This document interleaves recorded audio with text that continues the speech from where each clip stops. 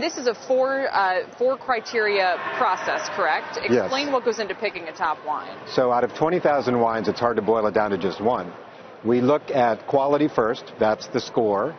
We look at value, that's the price. So those are like the fundamentals in the stock market. We look at availability because it's harder to make a lot of a great wine than just a little bit.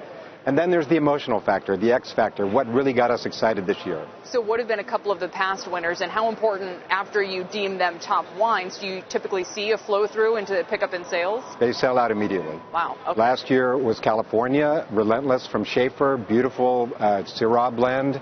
We've done Bordeaux, we've done Italians, but this is a first. Okay, now we gotta know what it is. We haven't seen this yet, so go ahead. Nobody's by all seen means. it. This is the big reveal here. Worldwide All right. reveal. Wine Spectator's #1 wine of the year is from Spain, the Cune Imperial Gran Reserva from Rioja. Tell us a little bit. I love Riojas. Always been my favorite, so I'm very happy. This is a first, right? The very first time for Spain.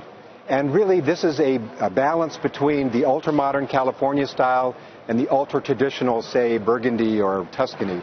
This has 95 points, classic rating on our 100-point scale. It's only $63, very available. Not anymore. 4,000 cases made, and it finds that middle road between tradition and modernity that I think is what people want to drink these days. Has the price just gone up on the 4,000 cases that have been made? That's your job to find out. Oh, come on, it's got to. I mean, when you do something like this, I would assume it does have influence in the market. It definitely has influence. And as you said, it sells out immediately. But this wine was actually... Leave that one behind, please. This wine was actually reviewed a couple of months ago, so the people that saw it and jumped on it are now sitting pretty. Where are we in terms of wine consumption right now and affordability? I mean, $63 doesn't seem... To our audience, it may not be that much, certainly willing, but many people don't want to pay that much for a bottle of wine. Can you get a good bottle of wine still these days for $15? You certainly can. In fact, I spend $15 most times in a retail store. You can find a very good 88, 89-point bottle for that price. And Americans are embracing wine. Wine consumption has increased every year this decade. And imports are strong, and California is strong. Yeah, I was going to say wine production it's got to have increased as quickly, if not more quickly. I feel like every time I'm driving across the country, there's new vineyards popping up left and right in states and in places you never would have thought. All 50 states are now making wine.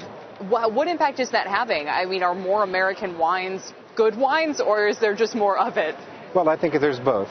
But I think Americans are embracing wine as part of their lifestyle. They want good food. They want something nice to drink with it. They want to travel to nice places.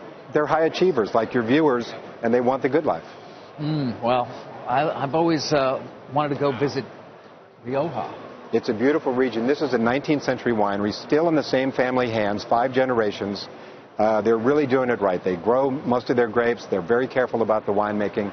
They're just honest, hardworking people. Will something like this have an impact on the group itself, as we like to talk about stocks? In other words, do Riojas perhaps become more popular as a result? I would say that people will look at them, and Rioja as a category tends to be very good value. You can get a great Rioja for $15, and you can hardly pay more than $100 for Rioja. So there's a lot of value to be found there.